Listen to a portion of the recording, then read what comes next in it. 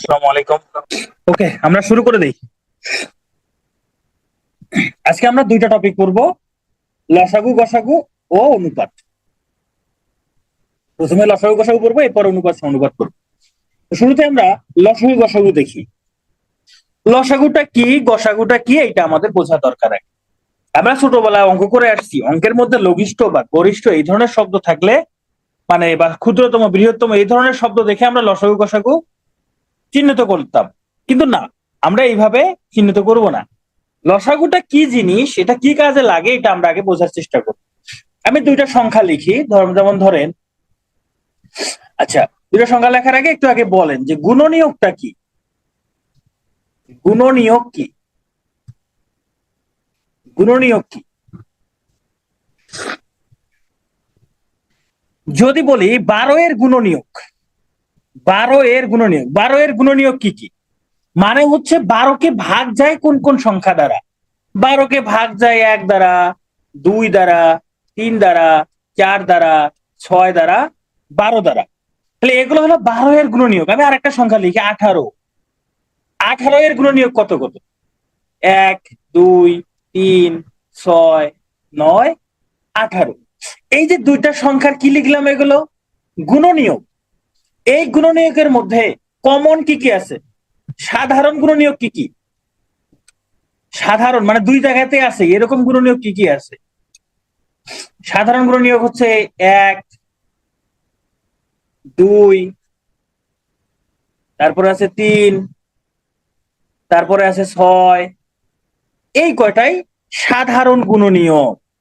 এই গুণনীয়ক গুলোর মধ্যে সব থেকে বড় গুণনীয়ক কোনটি? গরিষ্ঠ, মানে সব থেকে বড় গরিষ্ঠ সাধারণ গুণনীয়ক কোনটি? গরিষ্ঠ সাধারণ গুণনীয়ক হবে 6। তাহলে গরিষ্ঠ সাধারণ গুণনীয়ক হইল 6। এটাই হইলো যে গরিষ্ঠর গ, সাধারণের সা, গুণনীয়কের গু, মিলে হয় গসাগু। গসাগু কত? 6। আচ্ছা, গসাগু তাহলে কি আসলে? আমি এমন একটা সংখ্যা বের করব, সব থেকে বড় এমন একটা সংখ্যা যেই সংখ্যা দ্বারা এই সংখ্যা দুইটাকে ভাগ যায়। সব থেকে বড়, দেখেন গসাগু বের করছি কত? 6 বের করছি। এই 6 দিয়ে 12 কেও ভাগ যায়, 18 কেও ভাগ যায়। 6 দিয়ে 12 কেও ভাগ যায়, 18 কেও ভাগ যায়। তাহলে গসাগু জিনিসটা, যেই গসাগুটা বের হবে এই সংখ্যা দিয়ে এদেরকে ভাগ যেতে হবে, এটাই হলো গসাগু। 9 তো দুই জায়গায় নাই, ফারিয়া তিসা 9 কি 12 জায়গায়? 12 এখানে 9 আছে, দুই, আমি বলছি সাধারণ দুইখানেই থাকতে হবে। এবার আসেন আমি একটু দেখি গুণিতক। গুণিতক কি? গুণিতকটা হইলো, আমি এটাকে বলি নামতা। গুণিতককে বলি নামতা। যেমন যদি বলি 12 এর গুণিতক, যদি বলি 12 এর গুণিতক, তাহলে 12 ঘরের নামতা লিখবেন। 12 কে 12, 12 দুগুণে 24, 3 বারং 36, 4 বারং 48, 5 বারং 60, 6 বারং 72, 6 বারং 72, 7 বারং 84। এইভাবে চলতেই থাকবে। গুণনীয়কের কোনো শেষ নাই। গুণনীয়কের কি নাই? কোনো শেষ নাই, এ চলতেই থাকে, অনেক লেখা যায়, কোটি কোটি লেখা যাবে, হিসাব নাই। সেম ভাবে যদি আমি 18 এর গুণিতক বের করি, তাহলে 18 ঘরের নামতা লিখবা 18, 36, 54, 72, 90, 108। এগুলো হলো 18 এর গুণিতক। এই যে গুণিতক গুলো লিখলাম, এর মধ্যে সব থেকে ছোট গুণিতক কোনটা বলেন তো? দুই জায়গায় আছে, দুই জায়গায় আছে এরকম সব থেকে ছোট গুণিতক কোনটা? লঘিষ্ঠ সাধারণ গুণিতক 36, তাই না? 36। আচ্ছা, তার মানে এই লঘিষ্ঠ ল, সাধারণের সা, গুণিতকের গু মিলে হয় লসাগু কত? 36। তাহলে 12 এবং 18 এর লসাগু হলো 36। এই 12 এবং 18 এর লসাগু হইল 36। একটু যদি খেয়াল করে দেখেন,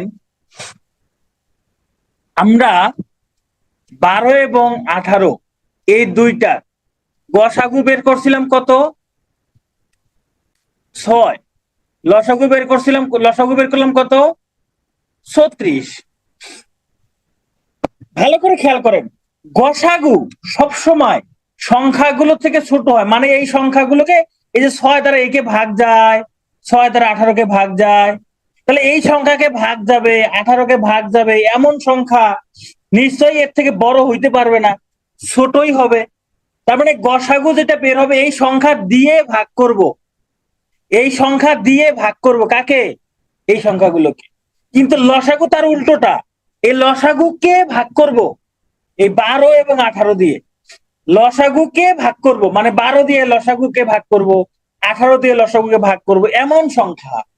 তাহলে দেখেন লসাগু সবসময় সংখ্যাগুলো থেকে কি হয়? একটু বড় হয়, সমানও হইতে পারে কিন্তু কখনো ছোট হবে না। লসাগু কখনোই সংখ্যাগুলো থেকে ছোট হবে না। গসাগু সবসময় সংখ্যাগুলো থেকে কি হয় না? ছোট হয়, মানে কখনো বড় হবে না। এই দুইটা জিনিস মাথায় থাকলে লসাগু গসাগু খুব ইজি লাগবে। এখন লসাগু গসাগুর অঙ্ক লসাগু গসাগু করতে হয় না এমসিকিউ পরীক্ষায়, অপশন টেস্ট করলেই হয়। তবে কিছু টেকনিক আমাদেরকে জানতে হবে, চলেন আমরা একটা একটা করে দেখি। এই যে গুণফলের ক্ষেত্রে লসাগু ও গসাগু, গুণফলের ক্ষেত্রে লসাগু গসাগু ভালো করে খেয়াল করেন। আমরা একটু আগে 12 18 এর লসাগু বের করছিলাম কত? 6, সরি 36। আর গসাগু কত বের করছিলাম? 6 বের করছিলাম, তাই না? দেখেন 12 এবং 18 গুণ করলে কত হয়? 12 এবং 18 গুণ করলে কত হয় বলেন তো? 12 এবং 18 গুণ করলে 216 হয় কিনা?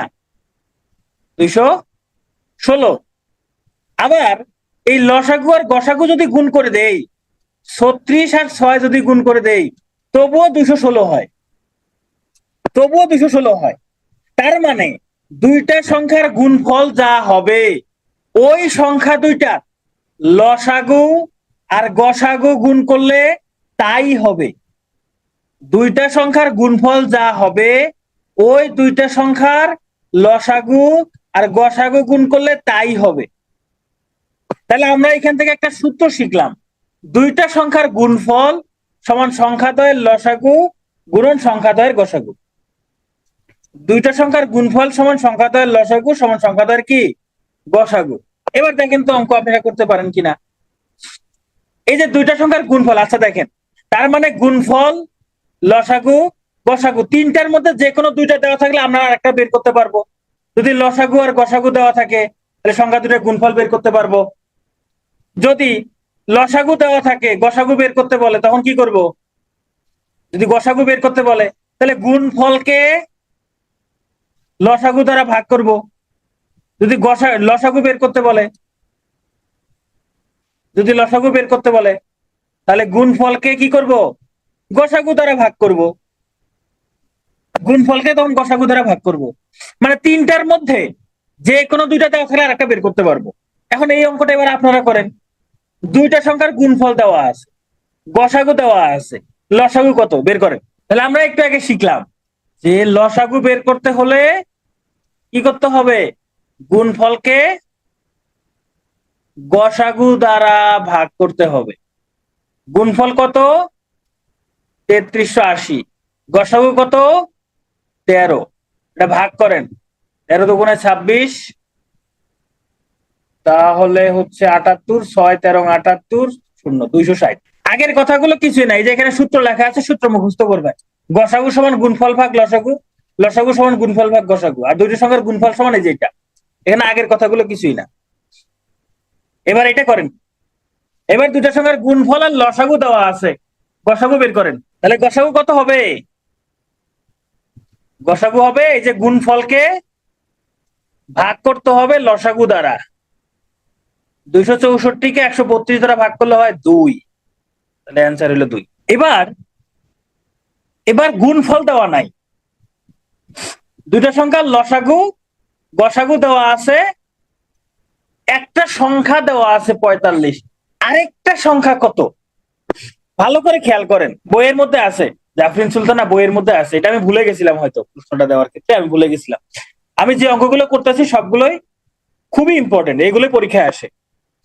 দেখেন লসাগু দেওয়া আছে, গসাগু দেওয়া আছে, একটা সংখ্যা দেওয়া আছে 45, তাহলে আরেকটা সংখ্যা কত? একটা সংখ্যা দেওয়া আছে 45, আর একটা সংখ্যা কত, এটা বের করতে বলছে। তার মানে এই দুইটা গুণ করলে, এই যে লসাগু আর গসাগু যদি গুণ করি কি পাবো? কি পাবো? সংখ্যা দুটা গুণফল পাবো না? কত হয়? এটাই হলো কি সংখ্যা দুটার গুণফল। এখন সংখ্যা দুটার গুণফলকে আমি প্রথম সংখ্যা গুণন দ্বিতীয় সংখ্যা এইভাবে লিখতে পারি কিনা? প্রথম সংখ্যা গুণন দ্বিতীয় সংখ্যা, এটা ধরে নিলাম প্রথম সংখ্যা, মানে দুইটা সংখ্যা তো দেখতে, তাই না? দুইটা সংখ্যা, একটা প্রথম সংখ্যা একটা দ্বিতীয় সংখ্যা। আমি আবার লিখি, এটা কাটা দিই। ধরেন দুইটা সংখ্যার গুণফল, আমি গুণফল না লিখে আমি লিখলাম প্রথম সংখ্যা গুণন দ্বিতীয় সংখ্যা। এটা তো দুইটা সংখ্যার গুণফল। এই দুটো সংখ্যার গুণফল সমান কি হবে? লসাগু গুণ গসাগু। লেখা যায় কিনা? দুইটা সংখ্যার গুণফলের জায়গায় আমি প্রথম সংখ্যা গুণ দ্বিতীয় সংখ্যা লিখলাম। তো এখানকার ধরেন প্রথম সংখ্যাটা বের করতে হবে, প্রথম সংখ্যা বের করতে হয়, তাহলে এখানে কি হবে? লসাগু গুণন গসাগু ভাগ এই যে দ্বিতীয় সংখ্যা, এটাই ধরলাম দ্বিতীয় সংখ্যা, এটাই হলো দ্বিতীয় সংখ্যা। এখন মানগুলো বসাই দেন। লসাগু হলো 90, গসাগু হলো 15, দ্বিতীয় সংখ্যা হইলো কত? 45। তাহলে 45 দ্বারা 15কে ভাগ করলে হয় 2, 2 আর 15 গুণ করলে 30। তাহলে আরেকটা সংখ্যা হলো কত? 30। আরেকটা সংখ্যা 30। তাহলে এটা এবার করেন, এই যে লসাগু আর গসাগু দেওয়া আছে, একটা সংখ্যা 60, তাহলে লসাগু এবং গসাগুর গুণফলকে ওই একটা সংখ্যা দ্বারা ভাগ করলে অপর সংখ্যাটা পাওয়া যাবে। লসাগু এবং গসাগুর গুণফলকে ওই একটা সংখ্যা দ্বারা ভাগ করলে অপর সংখ্যাটা পাওয়া যাবে। তাহলে এখানে হবে 3 ত্রিশে 90, 2 ত্রিশে 60, 6 দুগুণে 12, 3 6 18, তাহলে অপর সংখ্যাটি হবে 18। ওকে, তাহলে গুণফল নিয়ে একটা প্রশ্ন, একটা প্রশ্ন আসতে পারে গুণফল রিলেটেড, একটা আসতে পারে বিসিএস এ, এর বাহিরে আসবে না। আসলে এই যে আমি যে দুই ধরনের অঙ্ক করাইলাম এগুলো এর বাহিরে নাই, তাহলে এখান থেকে একটা আসলে তো পারবেন, এখান থেকে একটা আসলে আশা করি পারবে। এবার আমরা দেখব অনুপাতের ক্ষেত্রে লসাগু এবং গসাগু। আচ্ছা, আমরা 12 ও 18 এর লসাগু বের করছিলাম, তাই না? লসাগু কত হয়?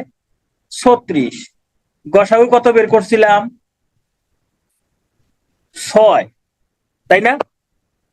হ্যাঁ, 1 নম্বর পেয়ে গেছেন যদি আসে এখান থেকে।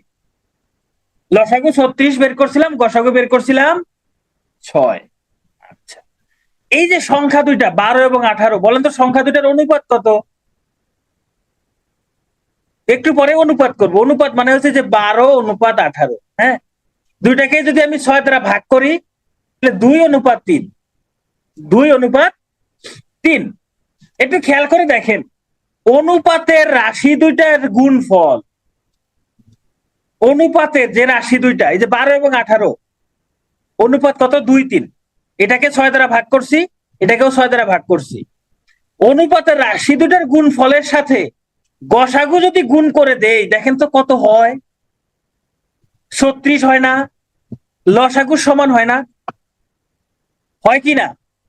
অনুপাতের রাশি দুইটার সাথে, যে অনুপাত দেওয়া আছে, এই অনুপাতের রাশি দুইটার সাথে গসাগু গুণ করে দিলে লসাগু পাওয়া যায় না? হচ্ছে কিনা? মিলে গেছে কিনা? প্র্যাকটিক্যালি দেখাইলাম যে মিলে গেছে। তাহলে আমরা এখান থেকে একটা সূত্র শিখবো এইরকম, যদি কোনো দুইটি সংখ্যার অনুপাত দেওয়া থাকে আর যদি গসাগু দেওয়া থাকে, লসাগু বের করতে বলে, তাহলে এই সংখ্যাগুলো গুণ করে দিব। তাহলে দুইটা সংখ্যার লসাগু সমান কি হবে? অনুপাতের রাশি দুইটার সাথে গসাগু গুণ করে দিব, অনুপাতের রাশি দ্বয়ের গুণফলের সাথে গসাগু গুণ করে দিব। চলেন অঙ্ক করি, অঙ্ক করলে আরো ক্লিয়ার হয়ে যাবে। এই যে এই ধরনের অঙ্ক, এগুলা কিন্তু পরীক্ষায় আসে, এগুলো বিশেষ পরীক্ষা একবার দুইবার করে আসছে। দুইটা সংখ্যার অনুপাত দেওয়া আছে 5, 6, গসাগু দেওয়া আছে 4, লসাগু কত? তাহলে একদম সহজ, অনুপাতের রাশি দুইটা গুণ করব, তার সাথে গসাগু গুণ করে দিব, সমান কত? 120। এই হলো উত্তর। এর থেকে সহজ অঙ্ক আছে? এখন এই অঙ্কগুলো যদি কেউ বলেন আমি পারি না, বুঝি না, তাহলে ভাই আমার কিছু করার নাই, এগুলোই পরীক্ষায় আসবে, এগুলোই পরীক্ষায় আসবে। এটা আপনারা কিভাবে করতেন আমি বলি। লিখতেন সংখ্যা দুটি, লিখতেন এইভাবে, একটা হলো 5x, একটা হলো 6x, এরপর লিখতেন গসাগু x, এরপর লিখতেন লসাগু 30x, গসাগু x এর মান হলো 4, এরপর এখানে মান বসাইছেন 30 গুণন 4 সমান 120। তো এই যে 30 কোত্থেকে আসছে? এই যে 5 এবং 6 এর গুণফল না? তা আমি কি করছি? সেটাই করছি।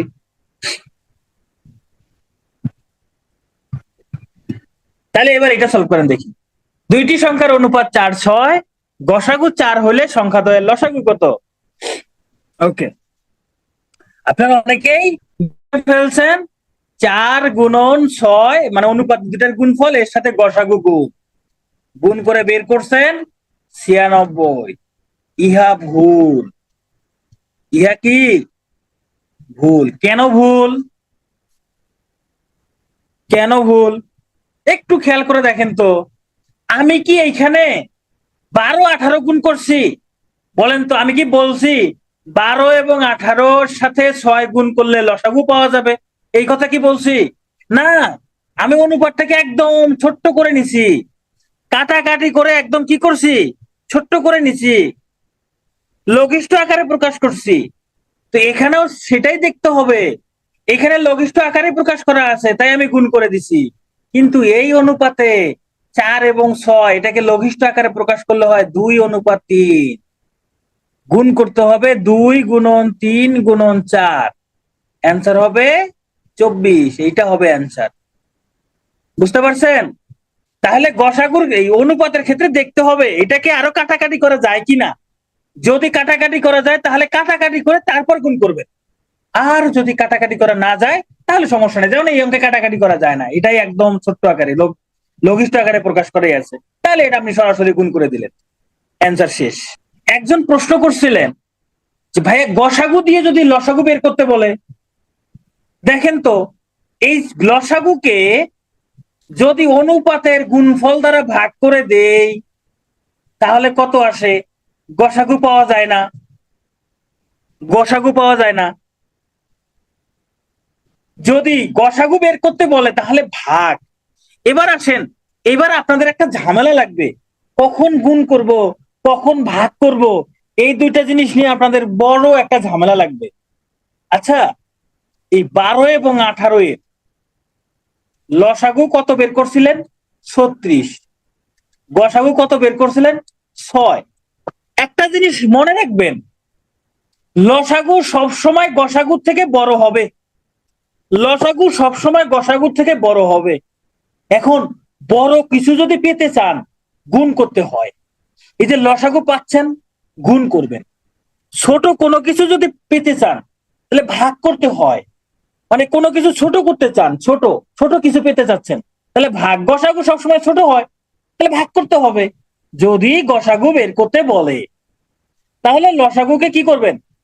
অনুপাতের রাশি, অনুপাতের গুণফল দ্বারা ভাগ করবেন,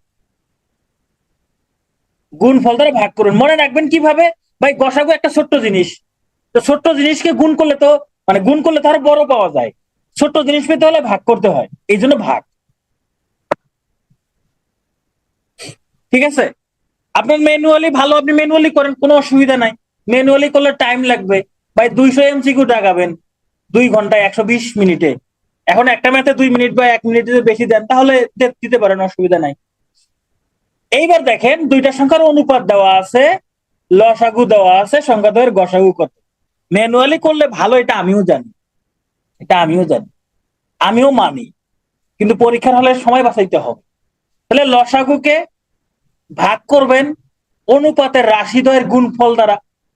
কারণ কি বের করবেন? গসাগু বের করবেন। গসাগু বের করতে হলে কি করতে হয়? ভাগ করতে হবে। জাস্ট এইটুকু মনে রাখলেই হবে।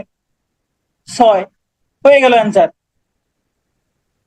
হ্যাঁ, একই সূত্র থেকে আরেকটা সূত্র পাওয়া যায়, এটাও রাইট। একই সূত্র থেকে আরেকটা পাওয়া যায়। এখন এত সূত্র তো আবার মনে থাকবে না, এত সূত্র তো আবার মনে থাকবে না। তো এই যে গসাগু আর লসাগুর যে কনসেপ্ট আছে, গসাগুর ক্ষেত্রে আচ্ছা গুসাগু হয়ে গেছে, আয় হায় রে, গুসাগু হয়ে গেছে।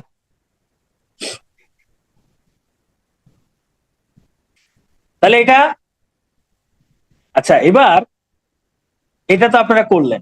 এবার আপনাদেরকে আর একটা সূত্র শিখি, চলেন আর একটা সূত্র শিখি।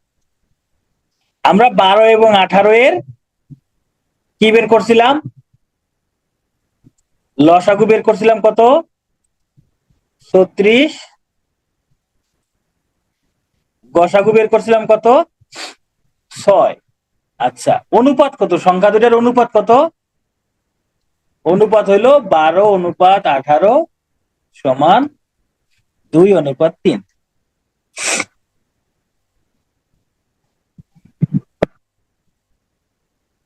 আগের স্লাইড তো এটাই, তো আগের স্লাইড, আগের স্লাইড তো এইটাই। এটা তো আমি জাস্ট এখানে আগে অনেক আগে করছি, এইটা তো আগের স্লাইড।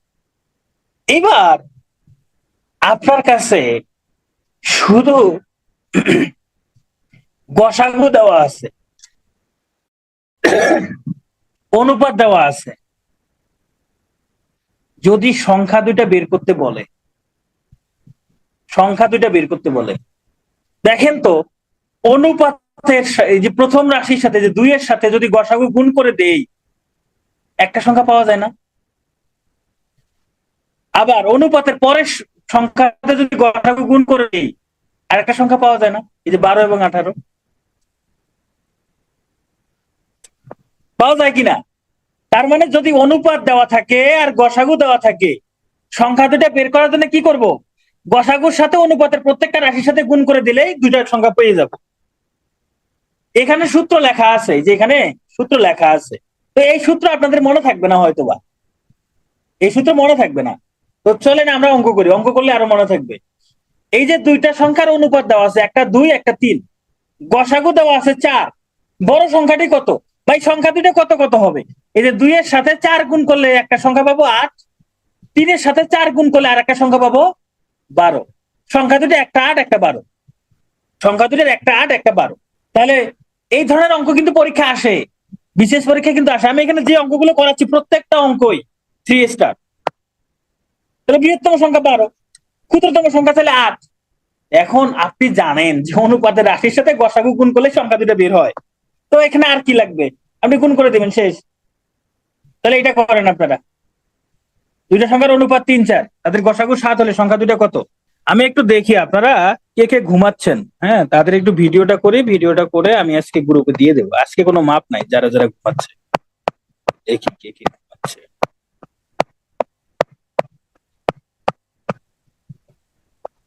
সিয়াম নাক ডাকতেছে ভাই রে ভাই, এই যে নাক ডাকতেছে।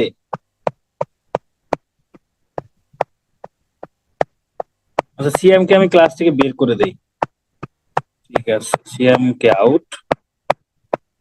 যে ঘুমাচ্ছে ও ক্লাসে থেকে কি লাভ? সংখ্যা বাড়ায় তো কোনো লাভ নাই। শামীম কবির, হ্যাঁ আপনার কমেন্ট দেখতে পাচ্ছি। চাইলে আপনাকেও দেখতে পারি, আপনার ক্যামেরা অন করে আমি আপনাকেও দেখতে পারি। তো আপনি ক্লাসে আছেন, আমি আপনার ক্যামেরা অন করবো না। ক্যামেরা আমি এখান থেকে অন করতে পারি, আমি ক্যামেরা এখান থেকে অন করতে পারি।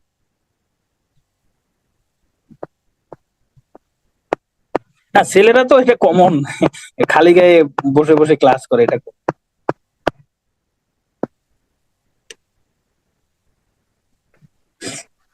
আচ্ছা এটা আপনারা অনেকে বের করছেন, থ্যাংক ইউ। তাহলে একটা সংখ্যা হবে 3 × 7 21, আর একটা সংখ্যা হবে 4 × 7 28।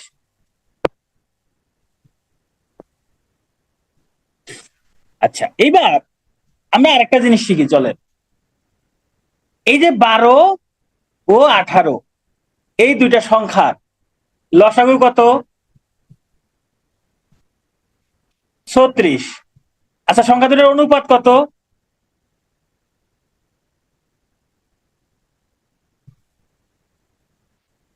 অনুপাত কত? এই 12 অনুপাত 18, 2 অনুপাত 3। এইবার একটু খেয়াল করে দেখ, লসাগু দেওয়া আছে, অনুপাত দেওয়া আছে, সংখ্যা দুটা বের করতে হবে। লসাগু সবসময় কি হয় বলেন তো? সংখ্যাগুলোর থেকে বড় হয় না। লসাগু সবসময় সংখ্যাগুলোর থেকে বড় হয় না। বড় কিছু থেকে ছোট কিছু বের করবো, তাহলে ভাগ করব না। এই দেখেন 36 কে যদি 2 দ্বারা ভাগ করি 18, পরের সংখ্যাটা পাচ্ছি। 36 কে যদি 3 দ্বারা ভাগ করি 12, আগের সংখ্যাটা পাচ্ছি। তাহলে ভাগ করতে হবে, লসাগু থাকলে ভাগ করব।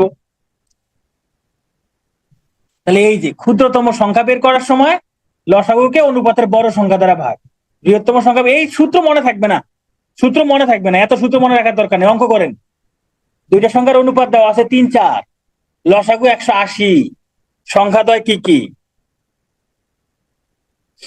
অনুপাত কিভাবে নির্ণয় করছে অনুপাতের ক্লাসে দেখাবো। তাহলে সংখ্যাদ্বয় একটা হবে 180/3, একটা হবে 60, একটা হবে 180/4, কত হবে 45, একটা 60, একটা 45, একটা সংখ্যা 60 আর একটা সংখ্যা 45। আচ্ছা বলেন তো প্রথম প্রথম সংখ্যা কোনটি? প্রথম সংখ্যা কোনটি বলেন তো দেখি, কি বলতে পারেন? প্রথম সংখ্যা কোনটি?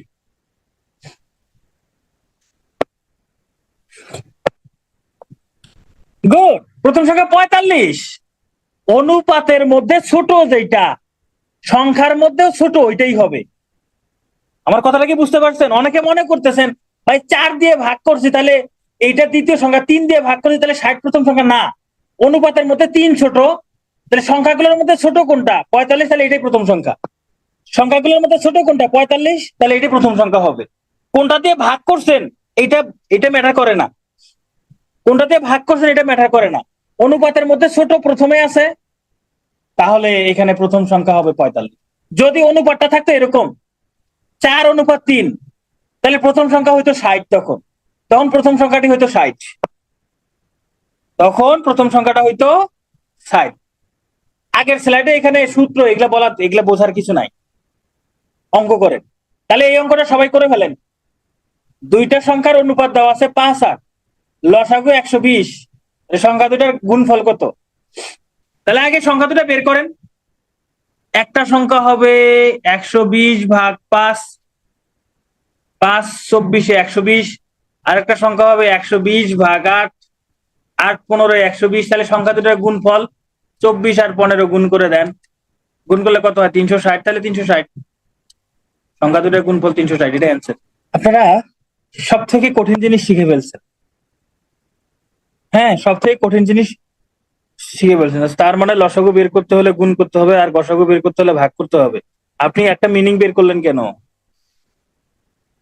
আপনি কি লসাগু বের করতে হলে গুণ, গসাগু বের করতে হলে, আমি লসাগু গসাগু গুণ ভাগ কেন আসতেছে? আপনি আরেকবার একটু রেকর্ডটা দেখে নিন। দেখেন, এই টাইপের অঙ্ক করার জন্য পিএইচডি করা লাগবে না, পিএইচডি করা লাগবে না ভাইরে। এই যে এখানে অনুপাতের মধ্যে এইখানে যদি বলে ছোট সংখ্যা কোনটা বা প্রথম সংখ্যা কোনটা, প্রথম সংখ্যা কোনটা, এই যে অনুপাতের প্রথম কোনটা 5 না, দ্বিতীয় কোনটা 8 না, তাহলে এখানে প্রথম সংখ্যাটা কি ছোট না? তাহলে এইখানকার প্রথম সংখ্যা অবশ্যই ছোট সংখ্যা হবে, এটা হলো ছোট সংখ্যা। দ্বিতীয় সংখ্যা কত 8, এটা বড় সংখ্যা। তাহলে এই দুইটা সংখ্যার মধ্যে বড় কোনটা 24, তাহলে 24 হবে দ্বিতীয় সংখ্যা। জাস্ট এইটুকুই। এই ধরনের অঙ্ক করার জন্য পিএইচডি করা লাগবে না, অনেক জ্ঞানী হওয়া লাগবে না, অঙ্কটা খালি বুঝতে হবে। দেখেন, বলছে কোন লঘিষ্ঠ সংখ্যার সাথে 2 যোগ করলে যোগফল, কোন লঘিষ্ঠ সংখ্যার সাথে 2 যোগ করলে যোগফল 12, 18, 24 দ্বারা বিভাজ্য হবে। এবার এই অঙ্ক করার জন্য অপশনগুলো জাস্ট খালি টেস্ট করবেন। কিভাবে? বলছে এই সংখ্যাগুলোর মধ্যে কোনটার সাথে 2 যোগ করলে সেই যোগফল, তাহলে 70 এর সাথে 2 যোগ করেন, কত হয় 72 হয় না? এখন দেখেন তো 72-কে কি 12 দ্বারা ভাগ করা যায়? যায়। 72-কে কি 18 দ্বারা ভাগ করা যায়? যায়।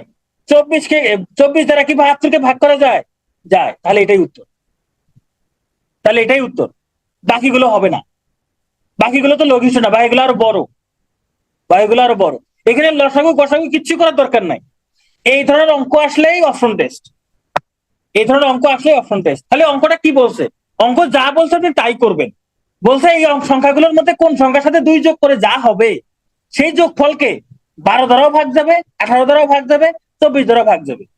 তো এখানকার মধ্যে কোন সংখ্যার সাথে 2 যোগ করলে 12, 18, 24 দ্বারা ভাগ করা যায়? এরকম সংখ্যা একটাই, 70। এরকম সংখ্যা একটাই, 70। কারণ এই 70-এর সাথে যদি 2 যোগ করি, 2 যোগ করলে হয় 72। এই 72-কে 12 দ্বারা ভাগ যায়, 72-কে 18 দ্বারা ভাগ যায়, 72-কে 24 দ্বারা ভাগ যায়। তাহলে উত্তর ক নম্বরটা, এই নম্বরটা উত্তর। এবার এটা আপনারা করবেন, কোন ক্ষুদ্রতম সংখ্যার সাথে 5 যোগ করলে যোগফল 16, 24, 32 দিয়ে নিঃশেষে বিভাজ্য হবে, মানে 16, 24, 32 দ্বারা ভাগ করা যাবে। এখানে অপশন দেওয়া আছে। এখন আপনারা বলেন যে এখানকার মধ্যে কোনটার সাথে 5 যোগ করলে সেই যোগফলকে 16, 24, 32 দ্বারা ভাগ করা যাবে। করেন, দেখেন কি বলছে। বলছে ক্ষুদ্রতম সংখ্যা, তাহলে অপশনগুলোর মধ্যে ছোট সংখ্যাটা আগে নিব। এই যে সব থেকে ছোট সংখ্যা হলো 81, তাহলে 81-র সাথে 5 যোগ করে দেই, কত হয়? 86। 86-কে কি 16 দ্বারা ভাগ করা যায়? যায় না, তাহলে এটা বাদ। এর থেকে বড় হলো 86। আচ্ছা, 86-র সাথে 5 যোগ করলে কত হয়? 91। আচ্ছা, 91-কে কি 16 দ্বারা ভাগ করা যায়? যায় না, এটাও বাদ। এর থেকে বড় সংখ্যা হলো 91। আচ্ছা, 91-র সাথে যদি আমরা 5 যোগ করি, কত হয়? 96। দেখেন 96-কে কি 16 দ্বারা ভাগ করা যায়? হ্যাঁ যায়, 6, 16, 96। আচ্ছা, তাহলে 24 দ্বারা দেখি, 24 দ্বারা ভাগ যায় কিনা? হ্যাঁ যায়, 4, 24, 96। এই 96-কে কি 32 দ্বারা ভাগ করা যায়? হ্যাঁ 32 দ্বারা ভাগ করা যায়। 96-কে 32 দ্বারা ভাগ করলে 3, 32, 96। তার মানে এইটা রাইট, এটা রাইট। তাহলে এটাই সঠিক উত্তর, এটাই অ্যান্সার। আর অপশন টেস্ট করার দরকার নাই, আর অপশন টেস্ট করার দরকার নাই, এটাই অ্যান্সার। ওকে, এবার বলছে কোন ক্ষুদ্রতম সংখ্যা থেকে 1 বিয়োগ করলে বিয়োগফল 9, 12, 15 দ্বারা নিঃশেষে বিভাজ্য হয়। আগের গুলো বলছে যোগ করলে, এবার বলছে বিয়োগ করলে। তা বলছে তার কি হয়েছে? আমরা বিয়োগ করবো। এখন আপনারা অপশন টেস্ট করেন দেখি, কোন সংখ্যা হতে 1 বিয়োগ করলে বিয়োগফল 9, 12, 15 দ্বারা নিঃশেষে বিভাজ্য হবে। প্রথমে আছে কত? 121, সব থেকে ছোট 121। আচ্ছা, 121 থেকে 1 বিয়োগ করতে বলছে, তাহলে 1 বিয়োগ করে দিই, কত হয়? 120 হয়। 120-কে কি 9 দ্বারা ভাগ করা যায়? যায় না। যেহেতু 9 দ্বারাই যায় না, তাহলে আর টেস্ট করার দরকার নেই, এটা বাদ। এরপর 181, 181 থেকে যদি আমরা 1 বাদ দেই, 180 হয়। 180-কে 9 দ্বারা ভাগ করা যায়? হ্যাঁ যায়। 12 দ্বারা ভাগ করাও যায়, 15 দ্বারাও ভাগ করা যায়। তাহলে এটাই উত্তর, এটাই উত্তর। আমার একটা খুব কষ্টের কথা বলি আপনাকে, এটা আসলে খুবই কষ্টের কথা।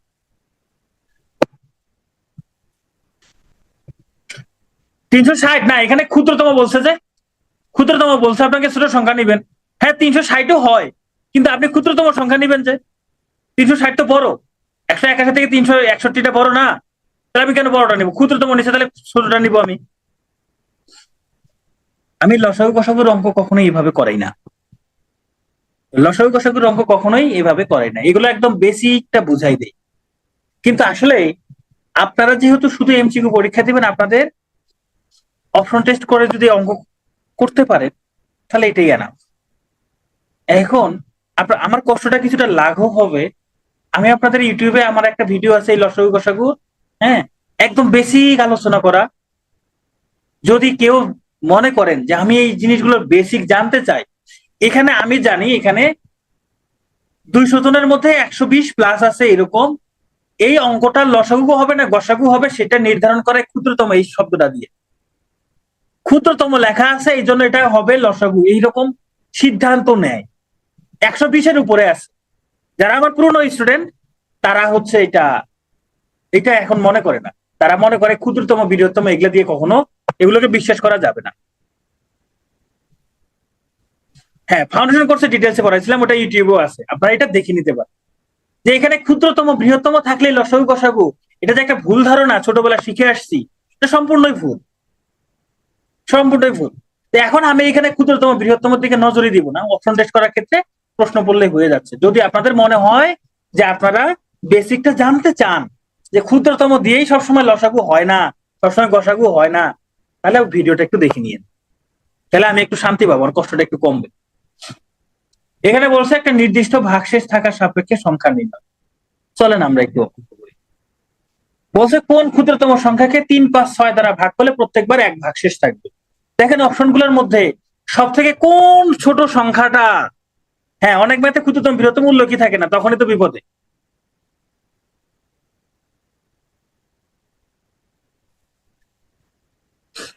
তাহলে কোন ক্ষুদ্রতম সংখ্যাকে 3 দ্বারাও ভাগ করবেন, ভাগশেষ 1 থাকবে, 5 দ্বারাও ভাগ করবেন, ভাগশেষ 1 থাকবে, 6 দ্বারাও ভাগ করবেন, ভাগশেষ 1 থাকবে।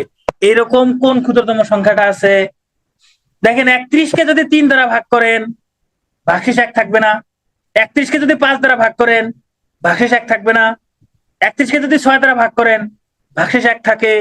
সহজ একটা অঙ্ক, আমি লসাগু কসাগুর দিকে যাবই না। তাহলে এটাই উত্তর, তাহলে এটাই উত্তর।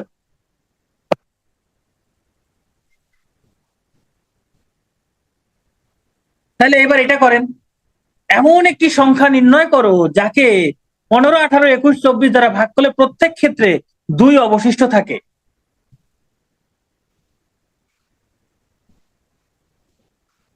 এটা একটু বড়, হ্যাঁ ভাগগুলো একটু বড় হয়ে যাবে, তাই তো। প্রথমেরটা তো হবেই না, প্রথমেরটা তো হবেই না, বাদ। বাকি 3টা, আচ্ছা এটা আপনার পরে পরে করিয়েন, হ্যাঁ এটা এটা আমি হোমওয়ার্ক দিলাম। 1522 বের করে ফেলছেন, বাহ, তাহলে এটা উত্তর। আচ্ছা ঠিক আছে, ওকে।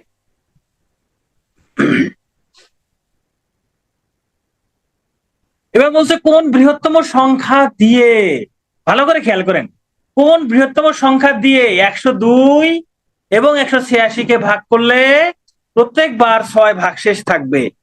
এই সাউন্ড প্রবলেম হচ্ছে, কি বলেন?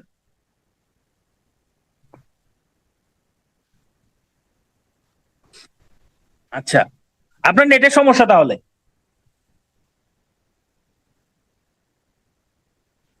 লসাগু করে 2 বিয়োগ না, লসাগু করে 2 যোগ হবে, 2 যোগ। এই যে দেখছেন, এমনগুলোর মধ্যে এটাই ঝামেলা, লসাগু করে 2 বিয়োগ করে বের করছেন, লসাগু করে 2 যোগ করতে হবে। তো এটার অপশন টেস্ট করেন, দেখেন তো এগুলোর মধ্যে কোন সংখ্যা দিয়ে, ভালো করে খেয়াল করেন, এবার কিন্তু 102 দিয়ে এগুলোকে ভাগ করব না, এই সংখ্যাগুলো দিয়ে 102 কে ভাগ করব, 186 কে ভাগ করব, দেখবো ভাগশেষ 6 থাকে কিনা। দেখেন তো 12 দিয়ে 102 কে ভাগ করলে কি ভাগশেষ 6 থাকে? 12 দিয়ে 102 কে ভাগ করলে কি ভাগশেষ 6 থাকে? কিংবা 12 দিয়ে 186 কে ভাগ করলে কি ভাগশেষ 6 থাকে? 8 12 96, হ্যাঁ ভাগশেষ 6 থাকে। তারপরে 12 কে 12, 86 ক্ষেত্রে কি হয়? 186 কে 12 দ্বারা ভাগ করেন তো দেখি, 186 কে 12 দ্বারা ভাগ করেন, 12 কে 12, 6, 5 12 60, 6, হ্যাঁ। আবার 102 কেও ভাগ করলেও ভাগশেষ থাকে, তাহলে 12 হইল অ্যান্সার। একজন বের করছেন 16, 16 কি হয়? 16 দ্বারা 186 কে ভাগ করেন তো কত হয়? 16 দ্বারা 186 কে ভাগ করেন, 16 কে 16, 2, আবার 16 কে 16, ভাগশেষ 10 থাকে, 6 তো থাকে না, 16 হবে না তো।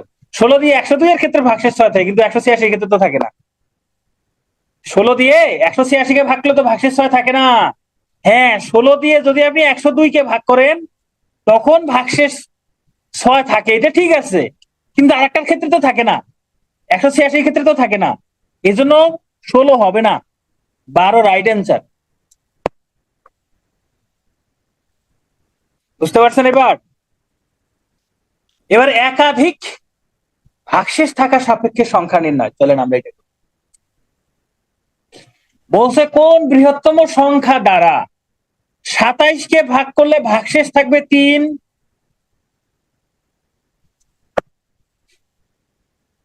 40 কে ভাগ করলে ভাগশেষ থাকবে 4, আরে 12 দ্বারা 102 কে ভাগ করলে এই যে 8 12 96, ভাগশেষ 6 থাকে।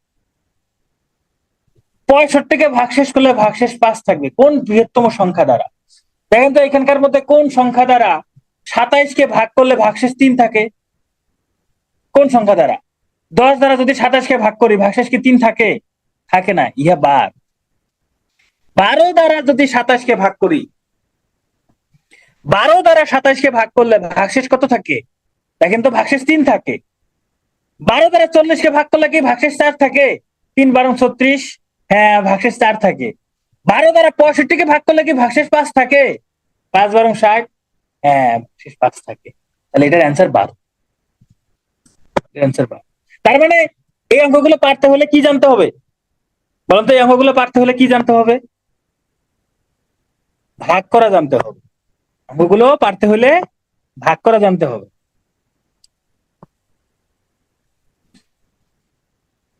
এবার বলছে কোন পূর্ণ সংখ্যাকে 3 4 5 6 দ্বারা ভাগ করলে 1 2 3 4 ভাগশেষ থাকবে? ভালো করে খেয়াল করেন, কোন পূর্ণ সংখ্যাকে 3 দিয়ে ভাগ করলে ভাগশেষ থাকবে 1, 4 দিয়ে ভাগ করলে ভাগশেষ থাকবে 2, 5 দিয়ে ভাগ করলে ভাগশেষ থাকবে 3, 6 দিয়ে ভাগ করলে ভাগশেষ থাকবে 4। এবার কিন্তু এই সংখ্যাগুলো দিয়ে ভাগ করব। দেখেন তো, কোন সংখ্যাকে 3 দ্বারা ভাগ করলে ভাগশেষ 1 থাকে, 4 দ্বারা ভাগ করলে ভাগশেষ 2 থাকে, 5 দ্বারা ভাগ করলে ভাগশেষ 3 থাকে, 6 দ্বারা ভাগ করলে ভাগশেষ 4 থাকে। 3 দ্বারা 48 কে ভাগ করলে কোনো ভাগশেষই থাকবে না, এটা বাদ। 3 দ্বারা 54 কে ভাগ করলে কোনো ভাগশেষই থাকবে না, এটাও বাদ। 3 দ্বারা 60 কে ভাগ করলে কোনো ভাগশেষই থাকবে না, এটাও বাদ। তাহলে 58 থাকে, এটাই উত্তর। দেখেন, 3 দ্বারা যদি 58 কে ভাগ করেন ভাগশেষ 1 থাকবে। 4 দ্বারা যদি 58 কে ভাগ করেন ভাগশেষ 2 থাকবে। 5 দ্বারা যদি 58 কে ভাগ করেন ভাগশেষ 3 থাকবে। 6 দ্বারা যদি 58 কে ভাগ করেন ভাগশেষ 4 থাকবে। ভাগ করে দেখেন, তাহলে এটাই সঠিক উত্তর।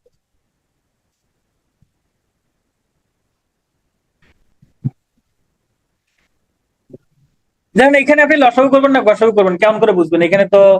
এখানে তো আপনার বৃহত্তম ক্ষুদ্রতম এইসব কোনো কিছু নাই।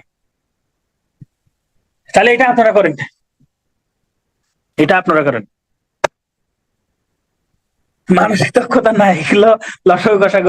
বলতে কোন সংখ্যাকে 12 এবং 16 দ্বারা ভাগ করলে অবশিষ্ট থাকবে যথাক্রমে 5 এবং 9? মানে 12 দ্বারা ভাগ করলে 5, 16 দ্বারা ভাগ করলে 9 ভাগশেষ থাকবে। কত? 41। গুড, তাহলে 41 সঠিক উত্তর। Thank you. চলেন লসাগু গসাগুর প্রয়োগ সংক্রান্ত অঙ্ক দেখি।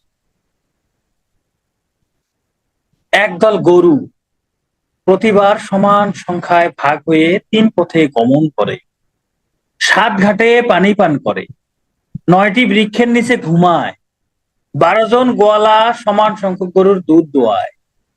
তাহলে গরুর সংখ্যা কত? এটা 43 BCS আসছে। এখন এই অঙ্কটা দেখে যারা তম ক্ষুদ্রতম দিয়ে চিন্তা করে লসাগু গসাগু করেন, এখন বলেন এইটা কি হবে? এটা কি হবে, লসাগু নাকি গসাগু? প্রশ্নটা বোঝার চেষ্টা করেন। বলছে একদল গরু প্রতিবার সমান সংখ্যায় ভাগ হয়ে 3 পথে গমন করে। তার মানে আপনার কাছে যে সংখ্যক গরু আছে 3 পথে যেহেতু সমান সংখ্যা গমন করে, মানে 3 দ্বারা ভাগ করা যাবে। আপনার গরুর সংখ্যাকে 3 দ্বারা ভাগ করা যাবে। 7 ঘাটে পানি পান করে, তার মানে আপনার কাছে যে গরুগুলো আছে সেই গরুর সংখ্যাকে 7 দ্বারা ভাগ করা যাবে। 9টি বৃক্ষের নিচে ঘুমায়, তার মানে 9 দ্বারা ভাগ করা যাবে। 12 জন গোয়ালা দুধ দোয়ায়, তার মানে 12 দ্বারা ভাগ করা যাবে। তার মানে গরুর সংখ্যা এমনও হবে যাহাকে 3 দ্বারা ভাগ করা যাবে, 7 দ্বারা ভাগ করা যাবে, 9 দ্বারা ভাগ করা যাবে, 12 দ্বারা ভাগ করা যাবে। ভাগ করলে কোনো ভাগশেষ থাকবে না। হ্যাঁ, লসাগু করতে হবে, অপশন টেস্ট করেও করতে পারেন। এই সংখ্যাগুলোর মধ্যে যে কোনো একটা সংখ্যা আছে যাকে 3 7 9 12 দ্বারা ভাগ করা যায়, সেটা কোনটা? 252। একমাত্র 252 সংখ্যাটাকে 3 দ্বারাও ভাগ করা যায়, 7 দ্বারাও ভাগ করা যায়, 9 দ্বারাও ভাগ করা যায়, 12 দ্বারাও ভাগ করা যায়। তাহলে এটা হলো সঠিক উত্তর। তাহলে এটা একটা লসাগু গসাগুর প্রশ্ন, কিন্তু এমন ভাবে দিছে বোঝাই যায় না এটা লসাগু নাকি গসাগু।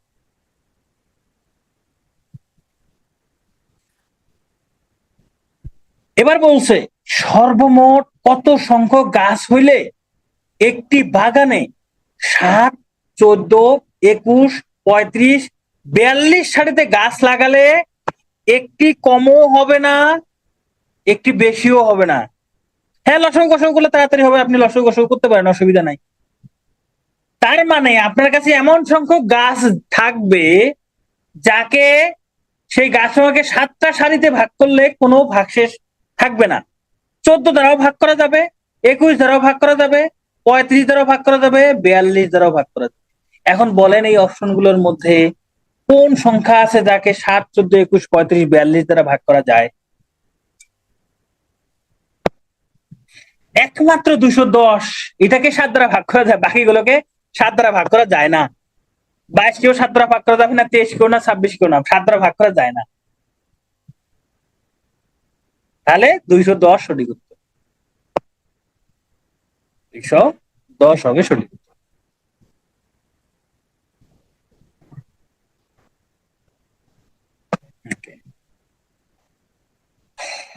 জাতীয় অঙ্ক, এই অঙ্ক দেখলেই সবাই জানে এটা লসাগু হবে, তাই না?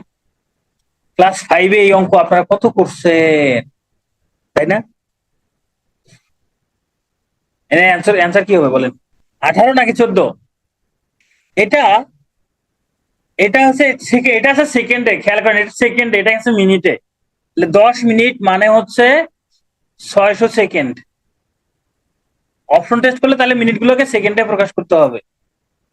অপশন টেস্ট করলে তাহলে মিনিটগুলোকে সেকেন্ডে প্রকাশ করতে হবে। 6 14 কত হয়? 84 না, 840 সেকেন্ড। 6 18 1080 সেকেন্ড, এটা কিছু একটা হবে। দেখেন এখানে 840 কে একমাত্র 3, 5, 7, 8, 10 দ্বারা ভাগ করা যায়। 3, 5, 7, 8, 10 দ্বারা ভাগ করা যায়, তাহলে এটা হবে উত্তর 14 মিনিট। অথবা একটা কাজ করতে পারেন, এটা এই 3, 5, 7, 8, 10 এর লসাগু করেন, আপনারা জানেন এটা লসাগুই হবে, এটা লসাগু করে দেন। লসাগু করলে কত হয়? এখানে 5 দ্বারা যায়, এখানে 3, 5, 7, আচ্ছা এটা হবে 1, এটা হবে 2, এবার গুণ করে দেন। 7 দুগুণে 14, 3, 5, 15, 14 আর 15 গুণ করলে কত হয়? 5 দুগুণে 10, 3, 5, 7, 8, 10,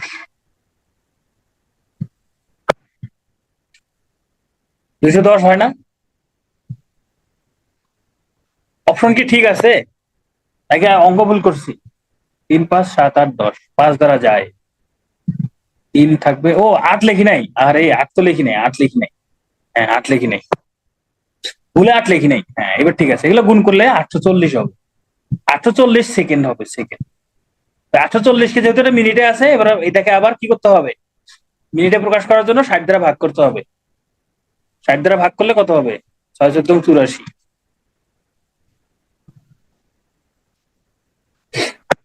ওকে, সর্বোচ্চ কতজন বালককে 125টা কমলা লেবু, 145টা কলা সমানভাবে ভাগ করে দেওয়া যাবে?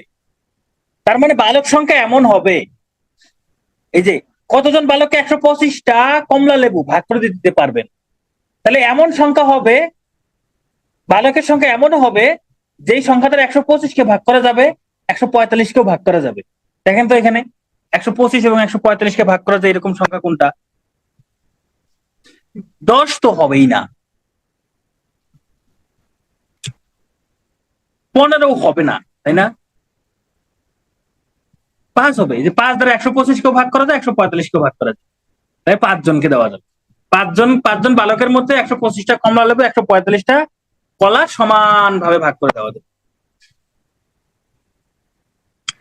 তো আমরা অনুপাত সমানুপাত করব। ঠিক আছে, আমরা তাহলে এবার, আচ্ছা আমাকে টেলিগ্রামে ইনবক্স করিয়ে, আমরা অনুপাত সমানুপাত শুরু করি।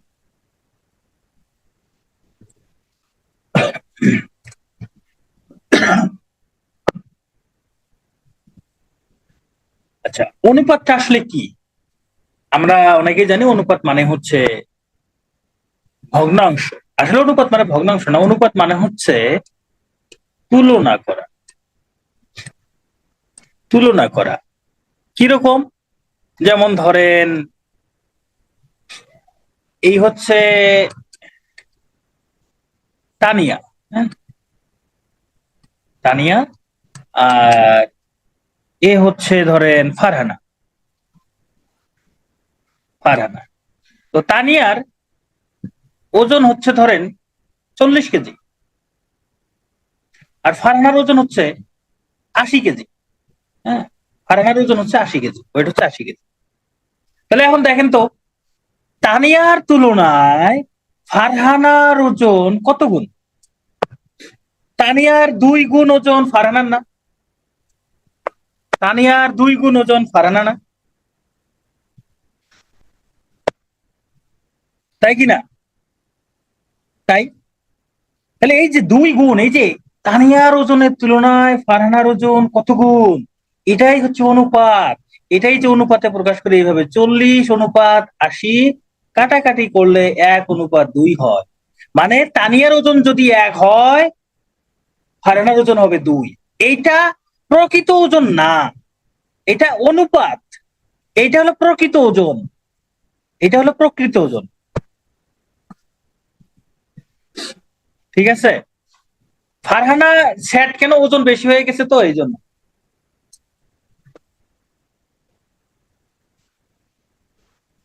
আচ্ছা, ফারহানার মাথায় চুল দেয়নি না, এই জন্য তো স্যাড হয়ে গেছে। তাহলে অনুপাত মানে হচ্ছে তুলনা করা। এখন ধরেন আমি বললাম যে তানিয়ার ধরেন টাকা আছে 5,000, আর ফারহানার ধরেন, ফারহানার কাছে ধরেন বই আছে, হ্যাঁ, এটা টাকা, টাকা, এটা হবে টাকা। টাকা, তানিয়ার কাছে টাকা আছে 5,000, হ্যাঁ, আর ফারহানার, ফারহানার কি আছে? ধরেন ফারহানার কাছে কলম আছে, কলম আছে 500টি। তাহলে এই 5,000 টাকা আর 500টি কলম, এদের মধ্যে কি তুলনা করা সম্ভব? এইটার মধ্যে কি তুলনা করা সম্ভব? সম্ভব না। এই জন্য অনুপাত এক জাতীয় রাশির হয়। কেজির সাথে কেজির, টাকার সাথে টাকার হবে, এই যে সংখ্যার সাথে সংখ্যার হবে, এই যে কলমের সাথে কলমের।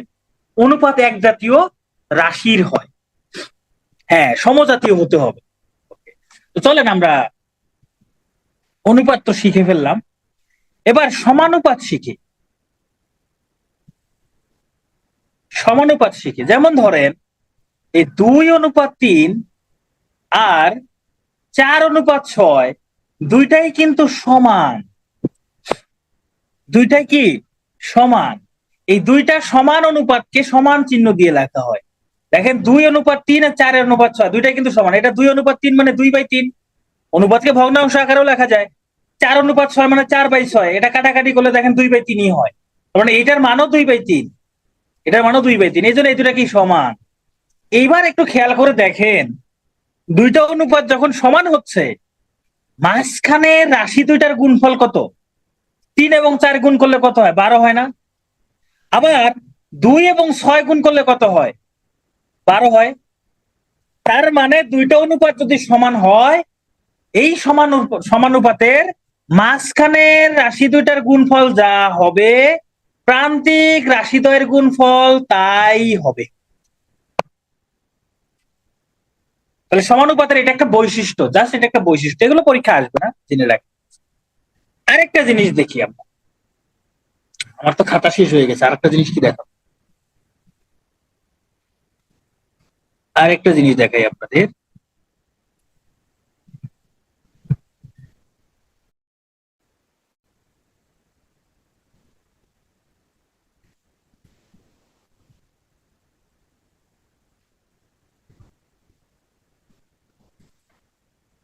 ধরেন আমি একটা অনুপাত লিখলাম যে 2:4, এইটার সমান আর একটা অনুপাত লিখলাম 4:8। দেখেন দুইটাই কিন্তু সমান, সমানুপাত। এখানেও যেমন দুইটা সমান ছিল, যে 2:3, 4:6 সমান ছিল, সমানুপাত। এটাও সমানুপাত। তবে মাঝখানের পদ দুইটাই একই, তাই না? এটাও স্যার, এটাও স্যার, এটাও স্যার, এটাও স্যার। মাঝখানের পদ দুটো একই হইলে এটা তো সমানুপাত অবশ্যই। যেহেতু মাঝখানের পদ দুটো একই, এটার একটা আলাদা নাম হচ্ছে ক্রমিক সমানুপাত। এটা ক্রমিক সমানুপাত। হ্যাঁ, এটার নাম হচ্ছে ক্রমিক সমানুপাত। ধরেন একটা ক্রমিক সমানুপাতের এই প্রথম পদটা দেওয়া আছে আর শেষের পদটা দেওয়া আছে, বললো মাঝখানের পদ দুটা কত, বললো মাঝখানের পদ দুটা কত বলেন। তাহলে বের করবো কিভাবে? এই প্রথম পদ আর শেষ পদ গুণ করে তার যদি বর্গমূল করি, দেখেন 2 আর 8 গুণ করলে 16, 16-র বর্গমূল কত? 4 না? তাহলে এখানে হবে 4, এখানেও হবে 4, এখানেও হবে 4, এখানেও হবে 4। তার মানে যদি কোনো ক্রমিক সমানুপাতের দুইটা রাশি দেওয়া থাকে আর মধ্যপদ বের করতে বলে, তাহলে এই রাশি দুটা গুণ করলে বর্গমূল করলেই আমরা অ্যান্সার পেয়ে যাব। আর এইরকম সমানুপাতের ক্ষেত্রে ধরেন এরকম দেওয়া আছে 2:3 সমান 4 এখানে ফাঁকা ঘর দেওয়া আছে, তাহলে এখানে কি বসবে? তাহলে কি করবেন? এই মাঝখানের পদ দুটা গুণ করবেন, গুণ করে 2 দ্বারা ভাগ করবেন, যে 3 এবং 4-এর গুণফলকে আরেকটা দ্বারা ভাগ করবেন, ভাগ করলে অ্যান্সার আসে 6, তাহলে এখানে 6 বলবে। তো যাই হোক, এগুলো ততটা ইম্পর্টেন্ট না। 2, 4, 8 লেখা যাবে না। 2, 4, 8 কেন লিখি? 2:4:8 এইভাবে লেখা যাবে না, এইভাবে লেখা যাবে, এভাবে লেখা যাবে না। হ্যাঁ, এটাকে এইভাবে লেখা যায় 2:4, হ্যাঁ, এইভাবে দিয়ে 4:8 এইভাবে লেখা যায়। অথবা লেখা যায় 2, 4, 8 ক্রমিক সমানুপাত, এভাবে লেখা যায় ক্রমিক সমানুপাত, এভাবে লেখা যায়। কিন্তু আপনি এইভাবে লিখবেন না, এটা তো হইলো না, এটা তো হইলো না। আচ্ছা, আমরা এখন দেখবো ধারাবাহিক অনুপাত। ধারাবাহিক অনুপাত এটা পরীক্ষায় লাগবে, শুধু পরীক্ষায় লাগবে না, যে কোনো অঙ্ক করার সময় এটা লাগবে। তো ধারাবাহিক অনুপাত, এই যে a native, a native ছদ্মনামে, a native, a native ছদ্মনামে বলেন তো মাইকেল মধুসূদন কি অনুবাদ করছিলেন? একটা নাটক অনুবাদ করছিলেন, তাই না?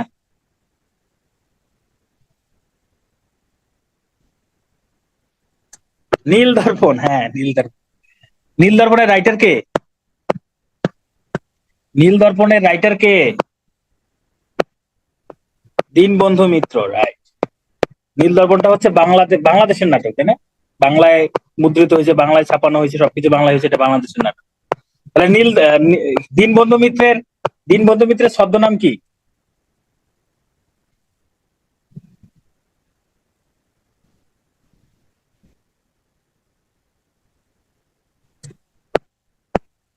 এই দীনবন্ধু মিত্রের ছদ্মনাম কস্যচিৎ।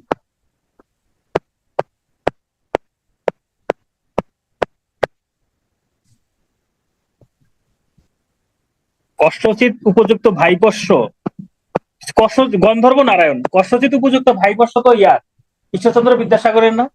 আচ্ছা, যাই হোক, আমরা বাংলা পড়ি না, থাক, আমরা বাংলা পড়ি না। গন্ধর্ব নারায়ণ, হ্যাঁ। তার আরো কয়েকটা নাটক আছে না, ওই যে নবীন তপস্বিনী, কমলে কামিনী, এই ধরনের কিছু নাটক আছে। আচ্ছা দেখেন, এই যে দুইটা অনুপাত, 3:5, 5:7, দুইটা অনুপাত 3:5, 5:7, এই দুইটা অনুপাতকে আমি একসঙ্গে লিখতে পারি এইভাবে, কারণ এটা শেষ পদ আর এটার প্রথম পদ দুইটাই সেম। এইটার শেষ পদ, এটার প্রথম পদ দুইটাই সেম, তাহলে আমি এটাকে একসঙ্গে এইভাবে লিখতে পারি 3:5, 5:7, এইভাবে লেখা যায়। তাহলে এই যে দুইটা অনুপাতকে একটা অনুপাতে প্রকাশ করে দিলাম, এটাই হলো 3:5, 5:7। এই বাংলা আমি পড়াইতে পারি নাকি? বাংলা পড়াইতে পারি। ববির কি বারবার সাউন্ড প্রবলেম হয়?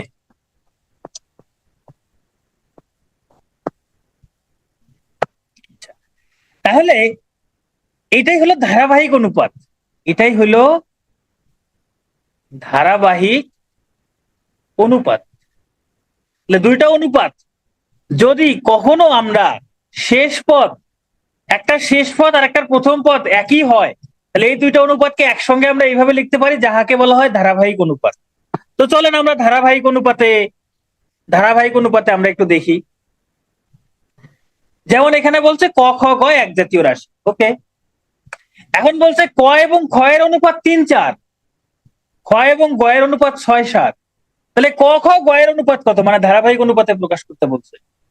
তাহলে এখানে আছে ক অনুপাত খ 3:4, আর একটা আছে খ অনুপাত গ 6:7। এইখানে তো শেষ পদ আর প্রথম পদ সমান নেই, এখানেও খ আছে এখানেও খ আছে, তাহলে খ এর মান দুটা সমান হইতে হবে। এখানে তো সমান নাই, যেহেতু সমান নাই তাহলে সমান করে নিতে হবে। কিভাবে করব? এইখানকার 6 দ্বারা এইটাকে গুণ করব, দুইটাকেই। অনুপাতের উভয় রাশিকে একই সংখ্যা দ্বারা গুণ ভাগ করলে মানের কোনো পরিবর্তন হয় না।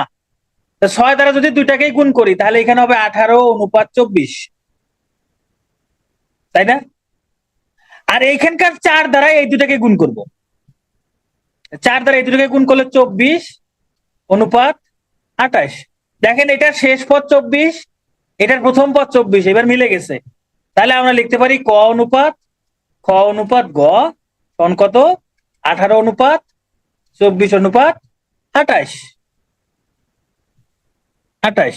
এগুলোকে 2 দ্বারা ভাগ করা যায়, তাই না? 2 দ্বারা ভাগ করলে, আচ্ছা এটা 24 হবে, ইংরেজিতে হবে 9:12:14, এটা। তো এইভাবে না করে আমরা আরো সহজ ভাবে করতে পারি। কিভাবে সেটা? এই যে এখানকার অনুপাত দুটা লিখবো, এই যে 3-4, তার নিচে নিচে এখানকার অনুপাত দুটা লিখবো 6-7, এরপর 3-এর সাথে 6 গুণ করব, কত হয় 18, 6-এর সাথে 4 গুণ করব, কত হয় 24, 4-এর সাথে 7 গুণ করব, কত হয় 28। তাহলে যে 18-24-28, এই যে 18-24-28 বের করছিলাম। তাহলে আমরা এই মেথডে করব, তাহলে দ্রুত হবে। এই মেথডে করলে দ্রুত হবে। 2 দ্বারা ভাগ কেন? কারণ সবগুলোকে 2 দ্বারা ভাগ করা যায়, তাই ছোট করে নিছি আর কি, ছোট করে নিছি, সবগুলোকে 2 দ্বারা ভাগ করে ছোট করে নিছি। তাহলে এবারে আপনারা একটা করেন দেখি, যদি এক্স এবং ওয়াই এর অনুপাত 2-3, ওয়াই এবং জেড এর অনুপাত 5-7, তাহলে এক্স ওয়াই জেড এর অনুপাত কত হয় বের করেন। হ্যাঁ এই তো আপনারা অনেকেই বের করে ফেলছেন, থ্যাংক ইউ। তাহলে এখানে হবে 2 আর 3 লিখবো, তার নিচে নিচে লিখবো 5 এবং 7। তবে খেয়াল রাখতে হবে এখানে যেটা শেষ হবে, এই যে ওয়াই দিয়ে শেষ হয়েছে, এখানে ওয়াই দিয়ে শুরু হয়েছে, ওয়াই দিয়ে শেষ হয়েছে, ওয়াই দিয়ে শুরু হয়েছে, এটা কিন্তু খেয়াল রাখতে হবে। যদি না থাকে এরকম, এরকম করে সাজাই নিতে হবে। তাহলে 5 আর 2 গুণ করলে কত হয় 10, 3 আর 5 গুণ করলে 15, এরপর 3 আর 7 গুণ করলে 21। এই হইলো অনুপাত, এক্স ওয়াই জেড এর অনুপাত এটা। আচ্ছা ধরেন যদি বলতো এক্স এবং জেড এর অনুপাত, যদি বলতো এক্স এবং জেড এর অনুপাত কত, তাহলে কত হবে বলেন তো দেখি। যদি প্রশ্ন বলতো এক্স এবং জেড এই অনুপাত কত, এক্স অনুপাত জেড, এটা সমান কত হবে, এটা একটু বের করেন। এক্স এবং জেড এর অনুপাত কত, এক্স অনুপাত জেড, এই যে এখানে এক্স এর মান হলো 10, জেড এর মান হলো 21, তাহলে কত হবে 10:21, 10:21। ওকে, এইটা যদি বুঝে থাকেন এবার একটু খেয়াল করেন। এই যে দেখেন তো এখানকার প্রথমেরটার সাথে এখানকার প্রথমেরটা গুণ করলে 10 হয় না, এইখানকার দ্বিতীয়টার সাথে এখানকার দ্বিতীয়টা যদি গুণ করি 3 এবং 7 গুণ করলে 21 হয় না, হয় কি না? তাহলে আমাকে যদি কখনো প্রশ্ন করে এক্স এবং জেড এর অনুপাত কত, তাহলে কি করব, প্রথমটার সাথে প্রথমেরটা গুণ করব, পরেরটার সাথে পরেরটা গুণ করব, শেষ। আমি আরেকটা অঙ্ক করি, যেমন দেখেন এই অঙ্কটা, এনে বলছে এ এবং বি এর অনুপাত 3-6, বি এবং সি এর অনুপাত 12-16, তাহলে এ এবং সি এর অনুপাত কত? তাহলে এ এবং সি এর অনুপাত বের করার জন্য কি করব, এই 3-এর সাথে 12 গুণ করব, কত হয় 36, 6-এর সাথে 16 গুণ করব, কত হয় 96। তাহলে এ এবং সি এর অনুপাত 96। তাহলে এ এবং সি এর অনুপাত বের করার জন্য আমাকে এ বি সি বের করতে হবে না, সরাসরি বের করতে পারবো, শুধু গুণের কাজ। এটাকে অবশ্য ভাগ করা যায়, দুইটাকে হচ্ছে কত দ্বারা ভাগ করা যায়, 12 দ্বারা ভাগ করা যায়, তাই না? 3-12-36, 8-12-96, 3:8।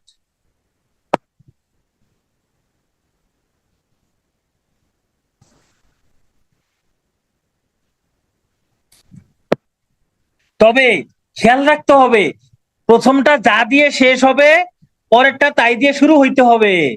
প্রথমেরটা যা দিয়ে শেষ হবে পরেরটা তাই দিয়ে শুরু হইতে হবে। ধরেন আপনার কাছে একটা প্রশ্ন আছে, দেখি আপনাদেরকে দেই।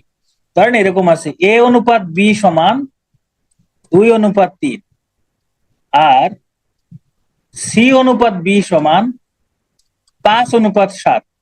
তাহলে বলেন তো A/C কত হবে? এই প্রশ্নের সমাধান করেন। A/C কত হবে?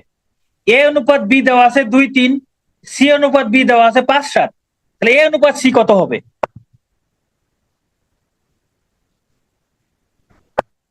কত হবে বলেন? দেখেন এইখানে বি দিয়ে শেষ হয়েছে, এইখানে কিন্তু বি দিয়ে শুরু হয় নাই। তাহলে এটা বি দিয়ে শুরু করতে হবে। তাহলে এটাকে লিখবেন B/C। তাহলে বি আগে লিখছেন, সি পরে লিখছেন, তাহলে এখানে লিখবেন 7/5। সাথে লিখতে হবে। তাহলে এখানে বি দিয়ে শেষ হয়েছে, বি দিয়ে শুরু হইতে হবে। এইবার গুণ করেন, এখানকার প্রথমটার সাথে প্রথমেরটা গুণ করেন। 2 আর 7 গুণ করলে কত হয়? 14। 3 আর 5 গুণ করলে কত হয়? 15।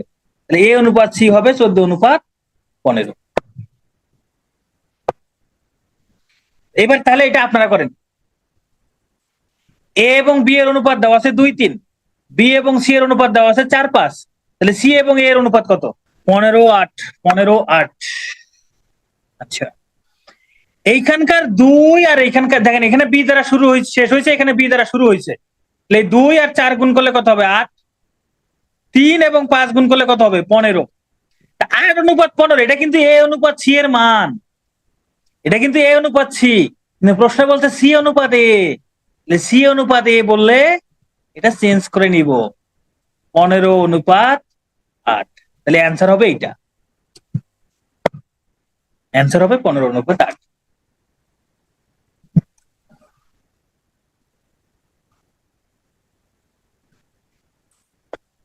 ধরেন আমি আপনাদেরকে এখন একটা জিনিস শেখাই। পরীর সাপেক্ষে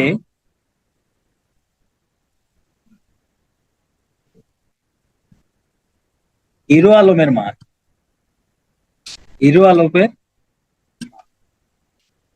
আর একটা হচ্ছে হিরো আলমের সাপেক্ষে পরীর মান।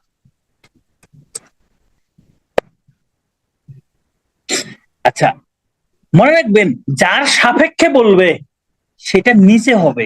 তাহলে এখানে পরী নিচে, হিরো আলম উপরে। আচ্ছা, আলম বানান একটু ভুল করছি, হোক, সমস্যা নাই।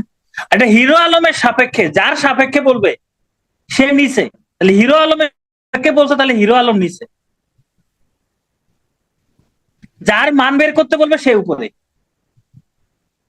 এই যে পরীর সাপেক্ষে, পরিমণির সাপেক্ষে, যার সাপেক্ষে সে নিচে, যার মান বের করবো সে উপরে। এটা হিরো আলমের সাপেক্ষে, তাহলে হিরো আলম নিচে। কার মান বের করবো? পরীর মান বের করবো, তাহলে পরী উপরে। আচ্ছা, না শুনলাম পরিমণি নাকি, সরি, হিরো আলম নাকি হার্ট অ্যাটাক করছে, তাই আর কি ভাবলাম যে তাহলে হিরো আলম নিয়ে একটু গবেষণা করবো। তো চলেন আমরা এখন অঙ্ক করব, এটা থেকে আমরা অঙ্ক করব। অনুপাত থেকে পৃথক পৃথক পরিমাণ নির্ণয়। অনুপাত থেকে পৃথক পৃথক পরিমাণ নির্ণয়, ব্যাপারটা কিরকম? যেমন দেখেন, বলছে 55 লিটার দ্রবণে পানি এবং সিরাপের অনুপাত 5:6। দ্রবণে কত লিটার সিরাপ আছে? কিসের মান বের করব বলেন? কিসের মান বের করব? সিরাপের মান বের করব, তাই না? তাহলে সিরাপ হবে উপরে, সিরাপ হবে উপরে, যার মান বের করবো সে উপরে। এবার কার সাপেক্ষে বের করব? দেখেন কার দেওয়া, এটা কি সিরাপের নাকি পানির নাকি মোট? এটা কি সিরাপ, পানি নাকি মোট?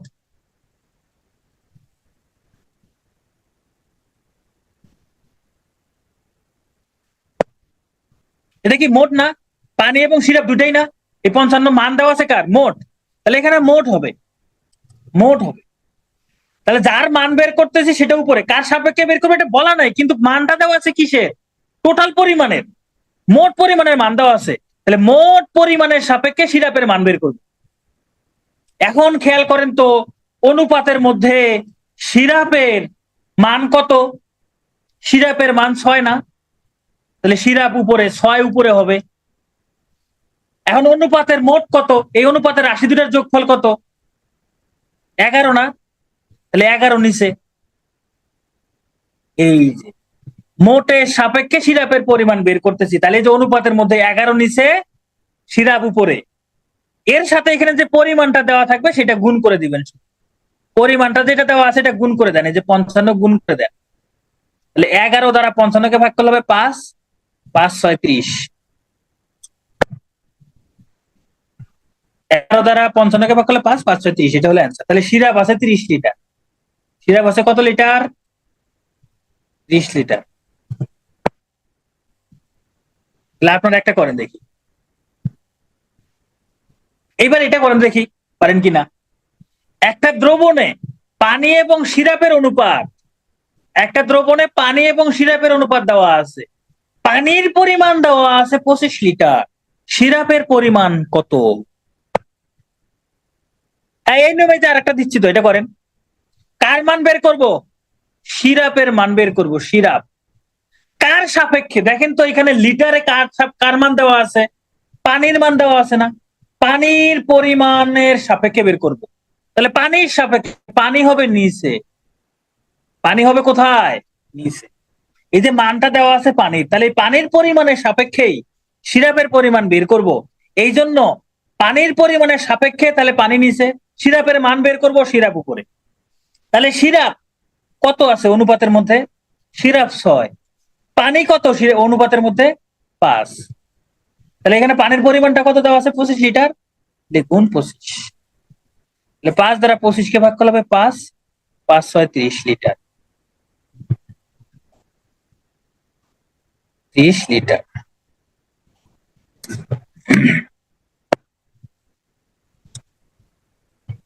তাহলে কি হিসাব করাটা কি সহজ আছে না? সহজ আছে কিনা? তাহলে এবার এটা আপনারা করেন। বলছে 55 লিটার দ্রবণে পানি এবং সিরাপের অনুপাত দেওয়া আছে 5 6। সিরাপ ও পানির পরিমাণের পার্থক্য কত লিটার? এখানে 5 6 যোগ হলো না, কারণ হচ্ছে এখানে পানির সাপেক্ষে বের করতেছি, মোটের সাপেক্ষে না।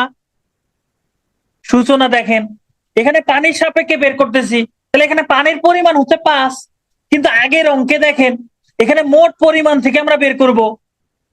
এই জন্য অনুপাতের মোট নিছি, এই যে অনুপাতে দুটা যোগ করছি, মোট মানেই তো যোগ।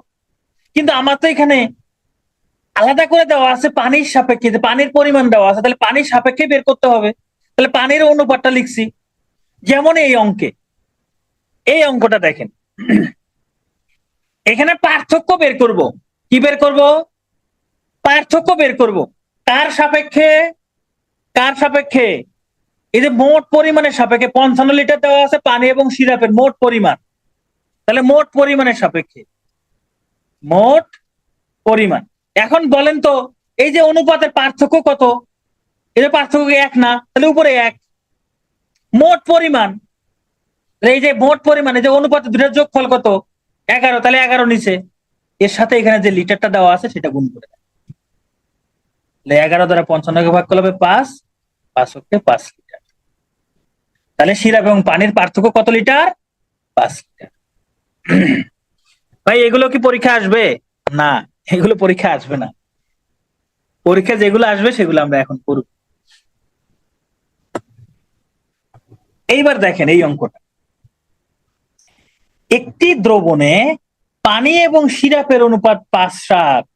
এবার বলছে সিরাপ এবং পানির পার্থক্য 20 লিটার। তাহলে সিরাপের পরিমাণ কত?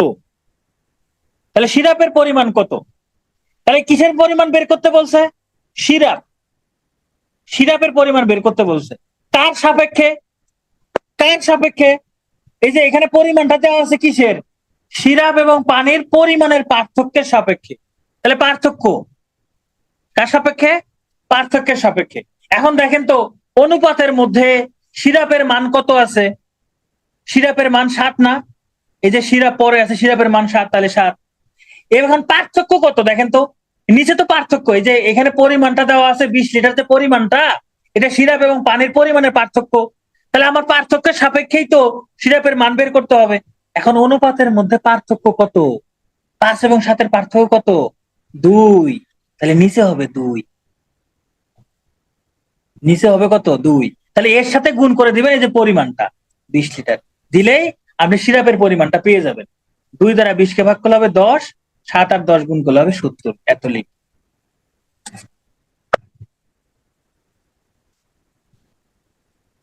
আর 70 লিটার। তাহলে এই জিনিসগুলো যখন আপনারা পারবেন, অঙ্ক খুব দ্রুত করতে পারবেন, অঙ্ক খুব দ্রুতই করতে পারবেন। এইবার দেখেন, এই অঙ্কটা আমি জ্যামিতির ক্লাসে বলছিলাম অনুপাতের ক্লাসে করব। এই যে অনুপাতের ক্লাসে চলে আসছে, বলছে কোন চতুর্ভুজে 4 কোণের অনুপাত দেওয়া আছে, বৃহত্তম কোণের মান কত? কিসের মান বের করতে বলছে? বৃহত্তম কোণ। তাহলে বৃহত্তম কোণ হবে এখানে উপরে, কার সাপেক্ষে? 4 কোণের অনুপাতের সাপেক্ষে, তাহলে 4 কোণের সাপেক্ষে, তাহলে 4 কোণ নিচে হবে। এখানে চতুর্ভুজের 4 কোণের পরিমাণ কত? 360 ডিগ্রি, মানে 360 ডিগ্রি মোট দেওয়া আছে। তাহলে বৃহত্তম মানটা কত? এখানে 3 না? এই যে 3। 4 কোণ কত? এই যে 4 কোণ, এখানে অনুপাতের 4টার যোগফল কত? অনুপাত 4টার যোগফল কত বলেন? 1 আর 2 3, 3 আর 2 5, 5 3 8। আর চতুর্ভুজের 4 কোণের যোগফল হলো 360, তাহলে 360 গুণ করে দেন।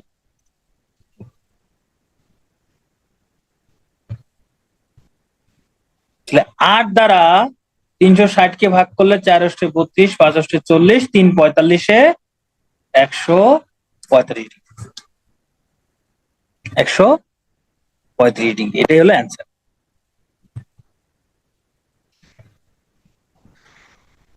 এবার দেখেন এখানে একটা ঝামেলা আছে, বলছে 261টি আম 3 ভাইয়ের মধ্যে এই যে এত অনুপাতে ভাগ করে দিলে প্রথম ভাই কতটি আম পাবে? তাহলে এখানে হবে প্রথম ভাই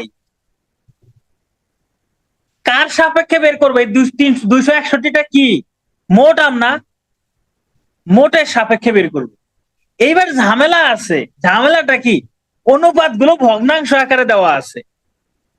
তাহলে এই যে অনুপাত গুলো ভগ্নাংশ আকারে দেওয়া আছে না, এই অনুপাত গুলোর ভগ্নাংশটা দূর করতে হবে। কিভাবে দূর করব? এই যে 3, 5, 9 এর লসাগু কত?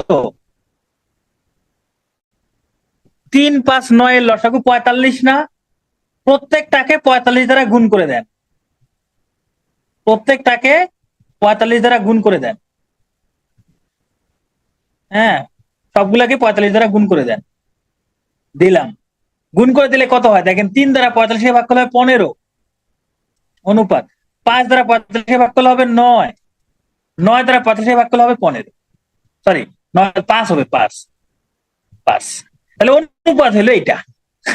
এখন সহজ হয়ে গেল না?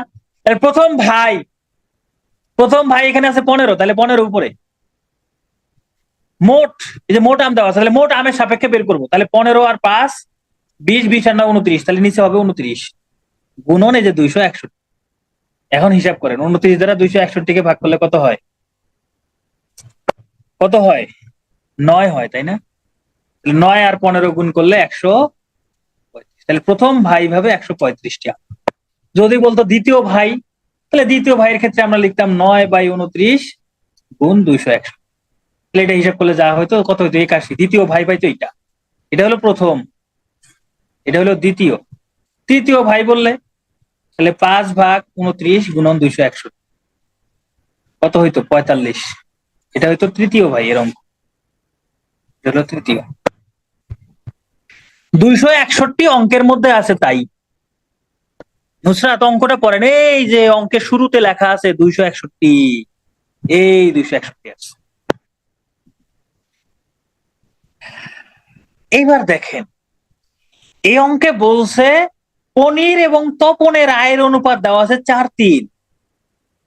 তার মানে পনিরের এবং তপনের আয়ের অনুপাত দেওয়া আছে 4:3। আবার বলছে তপন এবং রবিনের আয়ের অনুপাত আবার বলছে তপন এবং রবিনের আয়ের অনুপাত কত? 5। খেয়াল করেন, পনিরের আয় দেওয়া আছে, রবিনের আয় বের করতে হবে।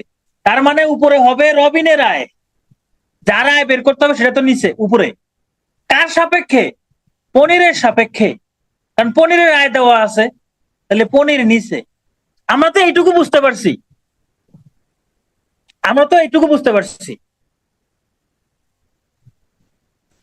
যে এখানে রবিনের আয় বের করতে বলছে, তাহলে রবিন উপরে যাবে। কার সাপেক্ষে? যে পনিরের আয় দেওয়া আছে, তাহলে মানে পনিরের সাপেক্ষে, তাহলে পনির নিচে।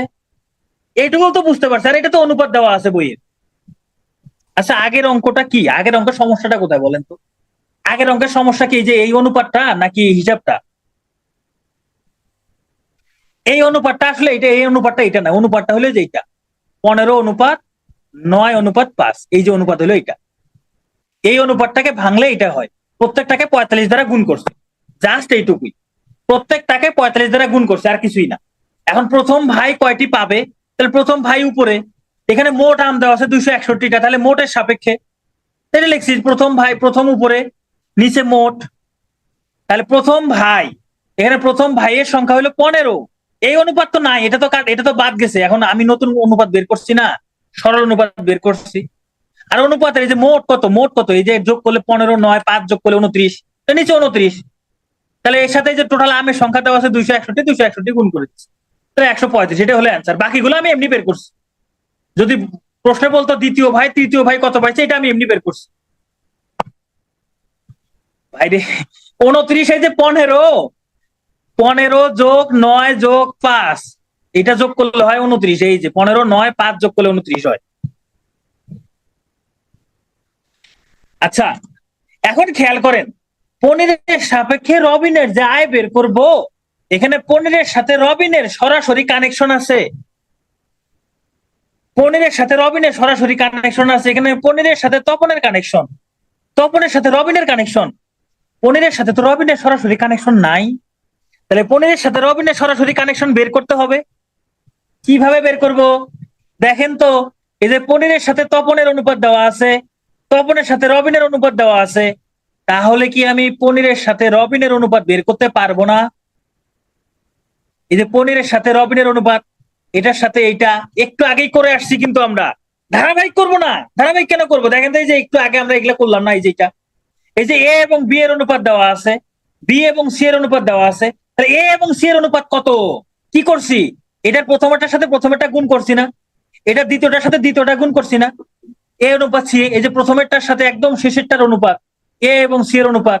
তাহলে এখানেও তো তাই, এখানেও তো তাই। এই যে পনিরের সাথে প্রথমটার সাথে একদম শেষেরটার অনুপাত, তাহলে 4 এবং 5 গুণ করে দেন, কত হয়?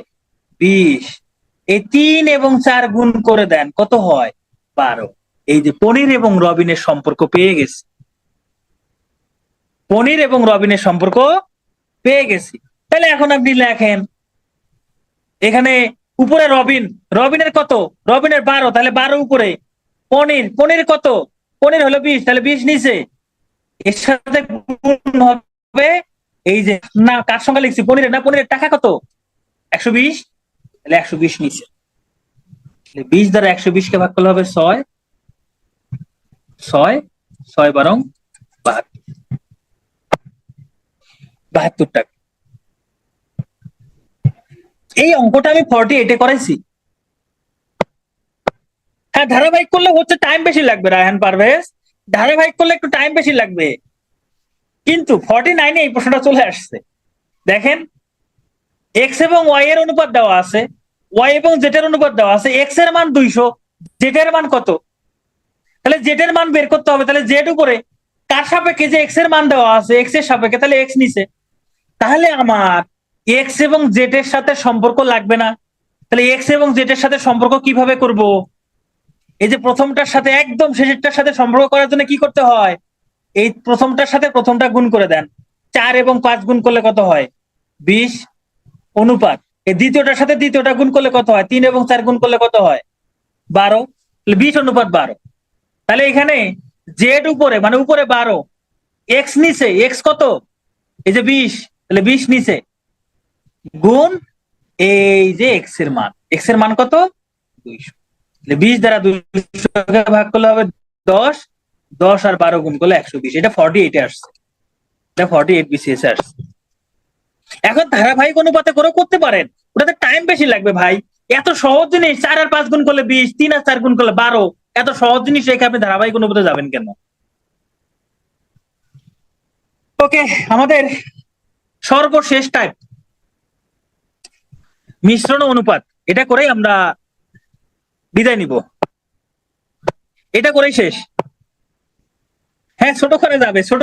এখন ভাই এটা ছোট করা কি দরকার? ছোট করে তো আবার ঘুরে হিসাব করবেনি, ছোট করা কি দরকার আছে? ছোট করেন, করলে অযথা আপনার পরীক্ষার হলে টাইম নষ্ট হবে।